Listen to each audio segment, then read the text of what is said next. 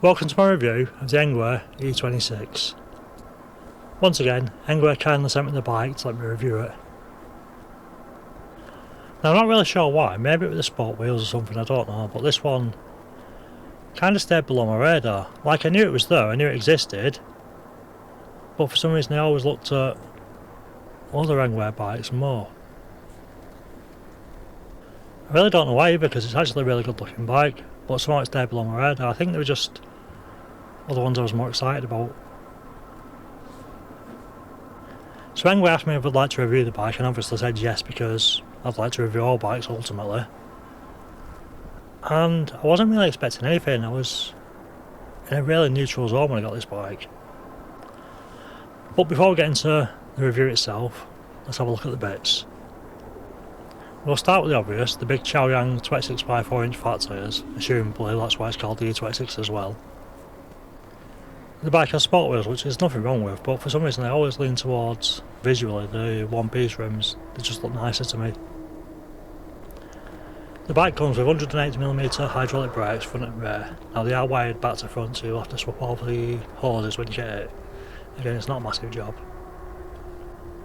The bike has front and rear metal mudguards, which do the job great. The handlebars are 70cm wide, so nice and sturdy. Also though, when you're just still on the bike, it's a bit sluggish turning left and right because of that big thick tyre. But when you're riding it's fine. Weirdly, I actually really like the bell on this bike. I'm not sure why, it just looks really cool. And when I eventually get rid of this bike, that bell won't be on it. I'll be keeping that for myself. We have a 7-speed Shimano Tony gear system. Again, nice, cheap, cheerful, reliable gears. Nothing wrong with them. Great little setup. The hand grips are the standard rubber ones with the place to lean your hand on. Again, they work, no reason to fix them. It came with a half twist throttle, which is actually a walking aid. The display is nice, big and bright. It's actually the one off the Engine Pro 2.0. It's a really nice display to be fair. The bike has front and rear lights. Now the front light is nice and big. The rear light is a brake light as well, so win-win. The seat is nice, thick and padded, and the post is actually a suspension seat post, so it's really comfortable. And they have front suspension as well on the bike, so it's a really comfortable ride. The pedals are nice, thick, chunky metal ones, really nice. The rear rack is really nice and solid with Engwe cut into it. Looks really good. As the usual 25kg load limit. I'm not really sure why they do that, because it can probably take a lot more, but that's what it says, so I go with that. The battery sits in the frame and it's a 48V 16Ah battery. Now I was expecting about 35 miles from it, but it did near to 40 to be honest, so I'm quite impressed with that. Now the motor, Engwe says it's a 250W motor and 70Nm. The bike came in a nice big box, and as you can see on the picture there's actually a bit sticking out of the box. Now that's actually a plastic bit they put on the wheel nut to stop the wheel nut getting damaged and the brake discs and stuff. But it's sticking out of the box a bit. Now even though that's sticking out, when you actually open the box it's all zip tied and there's foam everywhere and it's so well packaged that things that are happening and there's still no damage to the bike, it still came perfect. Now this is something that kind of bugs me to be honest, because I'm in quite a lot of Facebook groups and I see it fairly regularly. Somebody's got a new Engwe bike or a new bike and they're moaning about the slightest little thing that's come off, or oh my god, I've got a bit of extra work to do. You have to partly assemble the bike anyway, so I don't really see what another 5 minutes assembly is going to cost you. And I really don't know why people are straight on Facebook when, if your bike's got any sort of defect, the best option is to go straight to Engwe through their customer service and they'll help you and replace it. So I don't know why people moan. Like, nothing's perfect, but they do as good a job as they can to make it perfect. So, moan over. So when you get the bike out of the box, you have to put on the front wheel, the rear rack, the seat, the front light, the back light, the handlebars, and I think that's it on the bike stand, and I think that's it. So again, half an hour job, it's not too bad. So what's the bike like? One of the first things is it's pretty big, and I let a friend have a go, it's pretty short. Now she could ride it perfectly fine because the seat does go really low. but she struggled to get on and off it. The one that I got was the high step. Now I like it better, it looks better to me. But if you're a bit on the shorter side, I would say go for the step through because it'll be easier to get on and off for you. Now when you ride the thing, it's very apparent it's got a lot of power and it helps you a lot. It does have a cadence sensor, so it takes a little while to kick in the motor, but no more than any other cadence sensor. It's a nice comfortable ride.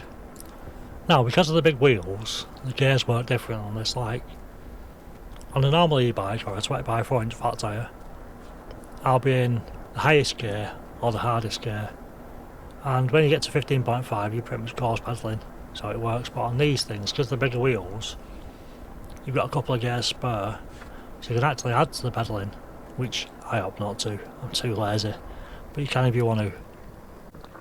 So as I said, when I got this bike I was really neutral, didn't even check the specs to be honest, just took it out and thought I'll see how it is. So I got to the hill test and wasn't really expecting anything, and it actually did really well. Like, it really liked the hill. The bike was really easy to get up the hill, it was comfortable, the big chunky tyres absorbed everything, and it didn't really make me do much work at all. It just did it all itself, let me just chill.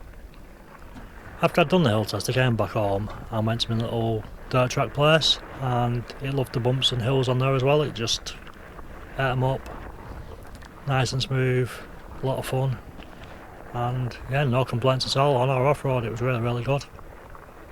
I have to confess, having ridden the bike, I feel a little bit bad that I underrated, or I didn't really have this bike quite on my radar, because it's a really good bike. I mean, you've got all that power to get up the hills, it's nice and smooth, it helps you all the time, it's fun to ride, comfortable, and then you've got a rear rack on as well for your shopping, so it's quite the all-rounder.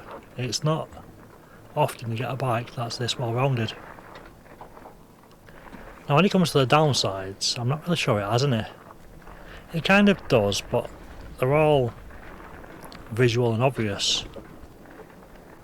Like the first obvious thing is because it's got 26-inch wheels, it's longer than a normal bike, so if you're planning to stick it in the boot of your car you're going to really struggle. Again, it's not folding, so it's kind of designed to be ridden from your house and back to your house and not really be put into a car or anything like that, which again is pretty obvious when you buy it.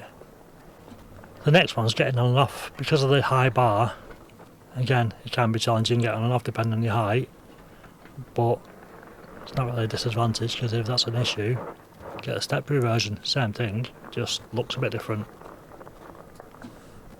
Real notes, I really don't know anything bad I can tell you about it, because there isn't anything. It's a really nice bike, good price point, looks great, rides great.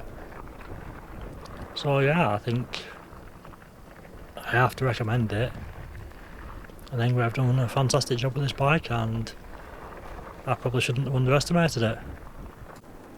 So my final thoughts, when I see people on Facebook asking about specific models and should they buy them or shouldn't they, I always try and think about practicality, like what you're going to use the bike for.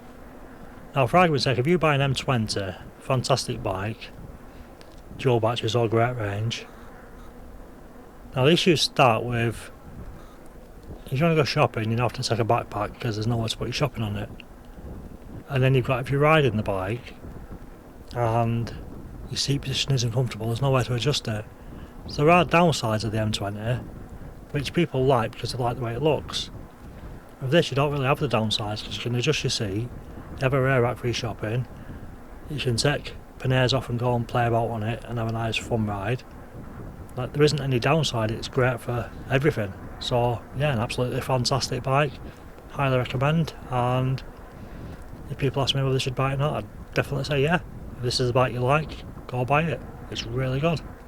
So once again, if you got this far, thank you for watching. If you like the content I'm making, please do like, share and subscribe, it really does help. Any questions, comments, put them in the comments, I'll get back to you, I normally do. And I'll see you in the next video.